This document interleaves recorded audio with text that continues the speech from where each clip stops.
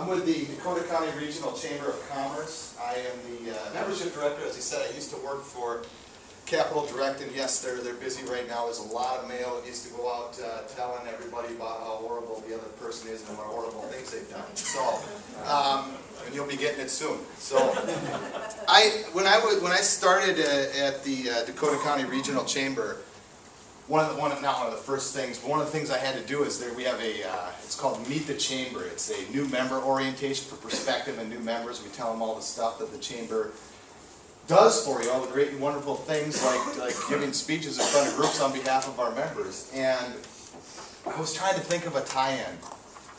I'm from the Toastmasters School of Public Speaking, so you need intro, body, a conclusion, an icebreaker, and I have two daughters. One's about 14 months, and one's 3 years old. And I was driving around in my car. My daughters were in the back seat, and I was thinking about this. I was like, oh, I have this thing coming up in a couple days. What's going to be my icebreaker for the chamber on this? And as I'm thinking about this, I hear, I don't want this, and a piece of lunch meat flies from the back of the car and hits me in the back of the head.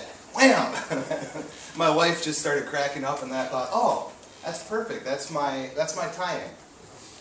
The chamber is about, and Jeff talked about it too, it's the most important thing we have is the connections that we make. And that's the link I made to the group.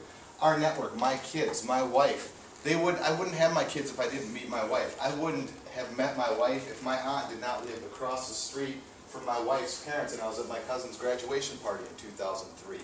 And you can go back and back from there. I wouldn't have met Ruthie with the Chamber if I didn't work for Chris Gerlach with Capital Direct. I met Chris Gerlach from Capital Direct from Bill Scholl, a realtor at Cobo Banker Burnett, where I have my license back then. And you get the idea. Our connections, our whole lives are shaped by the connections we make. And it's really, whether you're with the Chamber of Commerce, whether you're using Constant Contact, whatever you're doing, it's about getting to that picket fence, talking and reaching out to people. And direct mail is something tangible. It's something personal that people can see and feel. It's very personal. My wife actually got mad at me. We lived in an apartment building, and we were doing our first move into a house in 2006, and she was going through one of our boxes, and she said, "Oh, what is this?" And I looked in the box, and there was a bunch of beer caps and odds and ends and stuff in there. Then there's a bunch of notes. I said, "Oh, those are notes from my old girlfriend from like college or high school or something. I had saved them, personal notes," and she got mad at me. We got over it. Now I suppose you save the text or the whatever it is. But I just thought, it definitely is a personal thing. But when I first started at Capital Direct, I was a little nervous selling this to people, because I was like, wow, direct mail, it's kind of old-fashioned. There's a lot of stuff that's happened since direct mail. It's kind of back to the basics. People are going to object to this? They're going to say it's not the latest and greatest. What am I going to do? So, I eventually just started telling people the truth that, this internet and email thing's really not going to catch on. So after I realized that didn't work at all, and that wasn't the case, I actually happened to come across something. Now, when you think of online and companies, what online companies, internet companies, what are some names that come to mind? Amazon. eBay. Google. Oh, somebody said Google. Okay, gosh, someone didn't say that. My example wouldn't have worked very well. Google actually is one of the biggest direct mailers that there is. So once I came across this, all my worries kind of went to ease. I don't know if you've gotten some. Raise your hand if you've gotten one of these from Google. Sure. And we'll go into a little bit more detail of what they do and how they do it. That was interesting to me when I found that Google did direct mail. And I guess whenever I go to one of these, I only have 20 minutes up here, and please just throw something in my head if I go over, because I don't have a clock or anything. I don't know how long I'm going, and I tend to ramble if you haven't noticed. But if I can come away with these with just a few nuggets of information, then it's well worth it. And you need to continue to have an open mind. If you've heard it, don't think that you've heard it all before, because you haven't. But here's the two nuggets that I came up with from kind of what I did last time and some additions and things that have changed since I worked at Capital Direct, is I would write, I'm not a big fan of acronyms or things like that, but I would write down 2 TMs, if you take a note, TM, TM.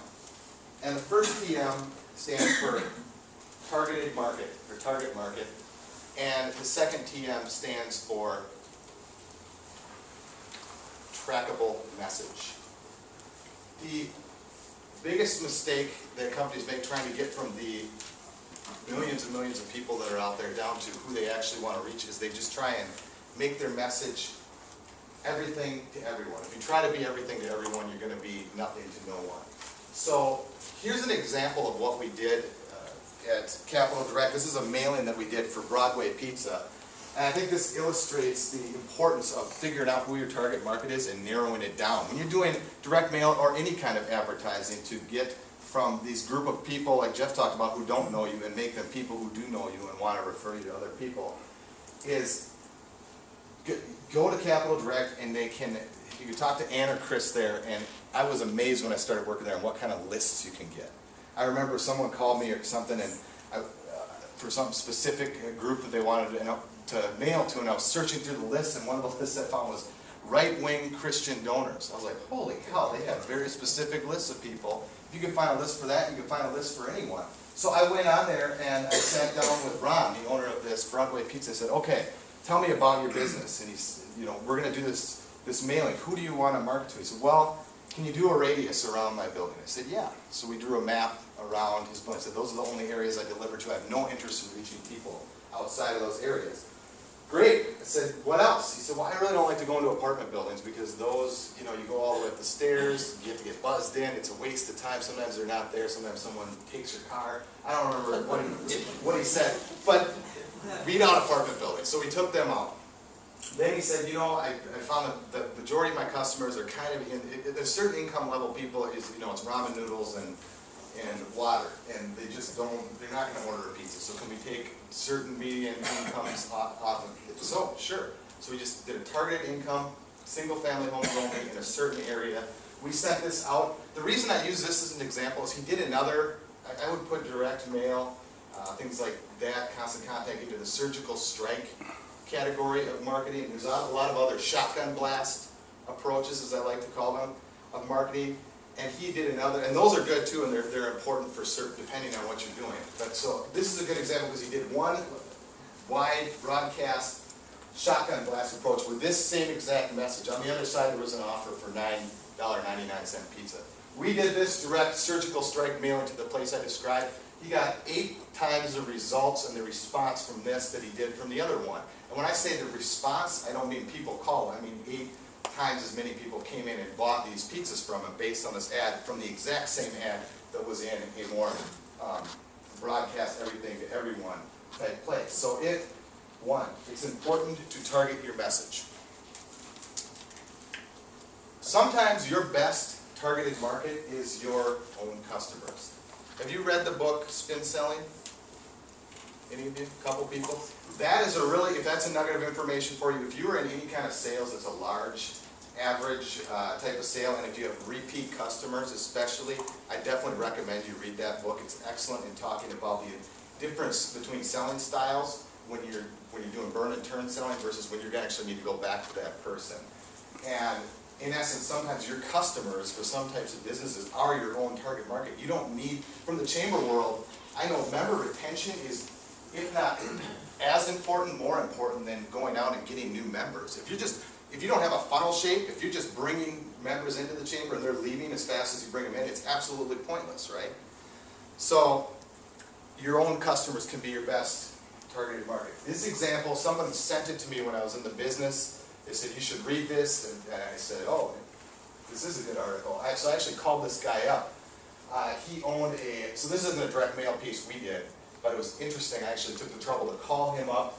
He owned a Do-It-Best hardware store in some suburb of Kentucky. And Jim, that's the guy in the picture, he sold circles. I don't know what the other ones were in that market, Lowe's, Home Depot, there were some big box stores in that area. He sold circles around him so much so that they featured him in this national trade magazine. And so I called him up. He he has called me back next week, I'll give you 15 minutes. I talked to him, I said, Jim, tell me your story, how did you do this? And here's what he told me.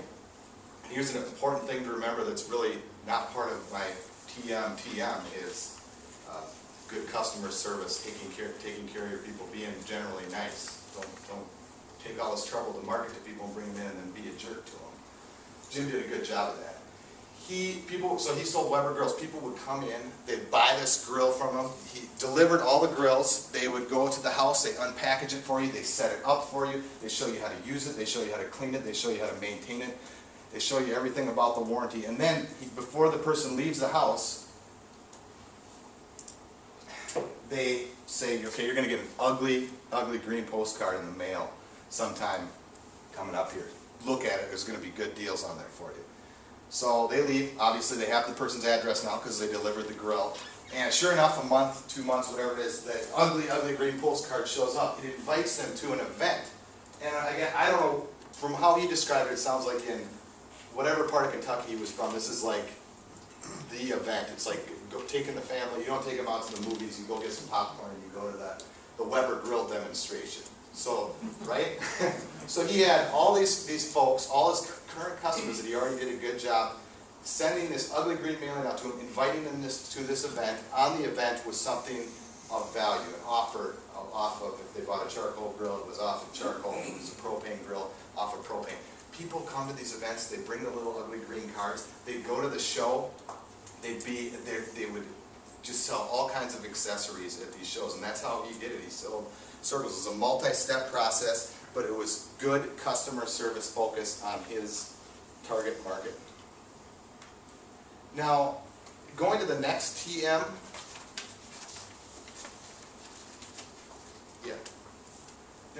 so it's trackable message. That sounds cool, targeted marketing, trackable message, kind of rhymes, but I really look at that as two words. It's your message and your tracking.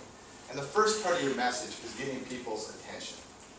You have to do it. When we're all getting bombarded with constant stuff, nonstop, all day long, you need to be able to sort out through the mess and smack people in the face when they're standing over their garbage can or their recycling bin like we all do, going through their direct mail, right? To give an example, a picture's worth 1,000 words, so this is why direct mail is great. As an example, my daughter, about 6 months ago, was learning to brush her teeth. Well, she had already learned, but we were having a terrible, terrible time to get her to brush her teeth. She wouldn't do it. I could tell her everything. I'd say, you're going to get cavities, the dentist is going to be mad at you, we're going to be mad at you, your teeth are going to fall out. None of it mattered. And so finally, I didn't know what to do, so I went on Google and I searched the worst. I Googled something like the worst teeth imaginable or something like that. And I showed this to her. Maybe I'm a terrible parent. He's actually really happy. I'm not making fun of that guy. It was perfect. I showed it to her, and she brushed her teeth every single night now. I showed it to her and I said, this is what happens to people who don't brush their teeth. This is what's going to happen to your teeth if you don't brush them. And she even asked for it. I have it saved on my phone for this presentation. All I did is email it to myself and put it up here. And she'll ask for it. She'll be brushing her teeth and she'll stop for a second and say, can you show me that picture? And it got her attention. Getting your attention is important. It's the first part of the message. Here's what we did for a all-season cleaners ad. It I think shows all the parts of it, or most of the parts of it. We Google the word affluent person opening their shirt or something like that, and we found a great attention getter for people. This is a dry cleaner that was opening. They wanted to get people's attention. So we had targeted, in this case, households that earn over $120,000 and a few other things. So more likely this is going to look like the way they dress when they go to work. So they're going to recognize it. It's interesting. Somebody's opening their shirt. What in the world are they doing? So it got their attention. Now the next step of if you're going to write down the 4 things for a message, is getting the attention. The second thing is WIIFM. I know it's not a radio station, but does anybody know what that stands for? What's in it for me? What's in it for me? It's the radio station that pretty much all people are tuned into. And if you're kind of similar with what Mr. Ferrazzo was talking about, you know, not all about you. Talking about yourself isn't going to go very far. You've got their attention, you got about a split second. You need to let people know quick, what is in it for me? And don't do 5, 10%, 15% if you are doing a percent, by the way, because those, I mean, Bed Bath & Beyond, you see those, they always do, I think, 20% or $10 off. I don't even go there, my wife does, but it shows you how often I see that mailing. Do 20% or higher. He did 40%, and that gets their attention. Okay, you got my attention. Now, what's in it for me? Oh, 40% off dry cleaning. I dry clean because you targeted me, and I'm statistically more likely to dry clean. Now you've got my attention. Now, there needs to be, and this is where a lot of folks miss it, some sort of call to action. Why should I do this right now? I've got a million other things to do. And in this case, we just used a simple offer expires. Put a date on there. You see that? Another call to action could be a curiosity, tickle their curiosity bone. It's a powerful thing. You see that in, I guess, the GoDaddy commercials that you see during the Super Bowl. Something, you know, really sexy is about to happen, and then the commercial cuts off, and you have to go to online right then and there to go see the rest of it. So some sort of call to action. So you've got your get their attention, what's in it for me, call to action. And the fourth part of this ad was actually missing. Does anybody know what that is? Proof. What's that? Proof. Proof?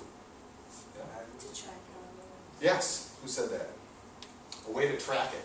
That's huge. If you're going to go to all this trouble to get everything set up, and you want to know if this is working, right? And it's amazing from the number of people that go to these measures and don't bother tracking. It was just a simple mistake we made in this case. We sent out the postcard, and at the same time, first of all, there's nothing on there that says you must present this to get this deal or this offer. But at the same time, he had a sandwich board with the same message printed on it right outside the store. So he actually ended up getting about a 3% response rate on this, which is great from any advertising, mass advertising standpoints. But we have no idea if it was closer to 1 out of 10 like Broadway Pizza Guy, because we don't know how many people just saw that sandwich board or just walked in expecting to get the offer. So have a call to action. And to bring it back to the Google circle, this is actually inside of what Google does with their ads. So if you don't believe me, listen to Google. What's the first thing they do? You get this piece of mail, you've got about 1 second to what? Get my attention? $100 in free advertising, does that get your attention? Yeah, gets my attention. Now you got about 1 more second to let me know what's in it for me. Here's what Google did. What's in it for me?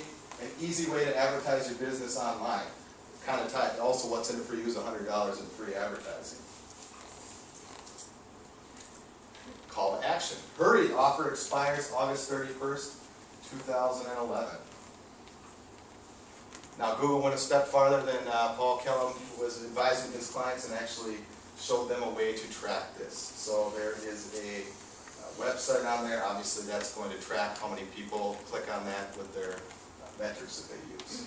There also, you'll see on here a coupon code that will probably tell them specifically which person or region they went to on that. And there's all kinds of stuff that you can do. Bringing the whole concept back into, with other technology and modern technology, advertising integration. Are you familiar with that term? Have you heard that word? You have marketing integration, advertising integration. Just to wrap things up and bring us back full circle, the biggest advertising integration feature for direct mail in the last couple of years has probably been the invention of the QR code. Advertising integration just means you're taking different modes and mediums of advertising and putting them together rather than just doing a hodgepodge. Well, I'll send out a direct mail piece with 20% off here, and then I'll do something on here, and then just all over the place. You're putting it all together with a specific purpose and mixing things together. Let me give you at least one specific example. There was a guy we did business with at Capital Direct. He worked for a marketing company called Nomad Marketing, and we actually ended up working together with him on that all-season cleaners. He took a direct mail piece and had didn't have a QR code on it, but it had what's called a PURL, a personal URL. So it was addressed, like you can't read this here, but this is a bow hunting one, and it says Michael, so if it were me, it would say www.paulkellumtakebеттeraim.com. That would get my attention. I'm a hunter, I'm not a bow hunter, but I'd be like, oh, this probably can tell me how to shoot better or take better aim. So it's a personal URL. So this guy took it was a, what are those called? Sudoku puzzles? I don't do them. Sudoku?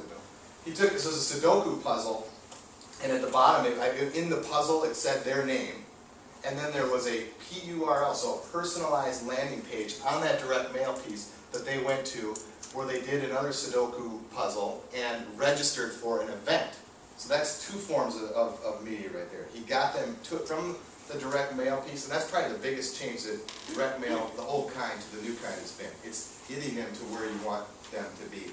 Took them from there, went to this personalized landing page. Now they've tracked who's landed on this, and they know who it was, and they've gotten them registered for this event, and they've hit them twice with their message. Now the people went to the event, and they had, I think it was at a trade show, and they had a big Sudoku contest is what it was, and they were doing it on something like this. All the people that went online and registered for this contest, but it was broadcast on a screen like this. So everybody in the whole trade room could kind of see this big screen and say, oh, what's going on over there? So it got huge traffic. And this, you could talk, is Nomad Marketing, Jason Lardy with Nomad Marketing, if you want to call them. They got excellent results out of that. And it was by using advertising integration and starting with direct mail. Now there's a lot of, choices you have when you're going with different companies, and I'll tell you that, I mean, I don't work there anymore, so I can't really tell you what their deals are. I know when I worked at Capital Direct, we'll match any price. You know, they've had excellent customer service, excellent turnaround time, all the stuff you would come to expect, but a lot of people, like Jeff was saying, aren't necessarily offering today, even in the customer service department. But for me personally, integrity is extremely important, and Will just tell you one thing about Chris Gerlach before I wrap up, the owner of Capital Direct. After I put in my notice to him, a couple months when I was working at the chamber, I was checking my bank account, and checks were showing up in there from Capital Direct, and I called him up and said, well, Chris, you must have made a mistake. You're still paying me. It's great that you're doing that, but I feel bad coming clean. He said, well, no, those are accounts that you had sold, and after you left, they hadn't paid yet, and after you left, the people came and paid, so that's your commission. And I just thought that was said a lot about him, and I've told other people about that, but he had absolutely I never would have known. I was gone. He had no legal, contractual right to give me anything, and he went out of his way to do that. And that's actually probably one of the reasons, aside from him being a chamber member, that when he asked me, he was so busy if I could come up here and speak for him, that I said I would. So there's the Capital Direct's information. I'll be happy to answer any questions afterwards when we're out there that I can about Capital Direct. And I'd like to link up with any of you on LinkedIn. There's my information on there. If you send me an invite, just say I was at that conference today. I'll be happy to connect with you. That's all I have.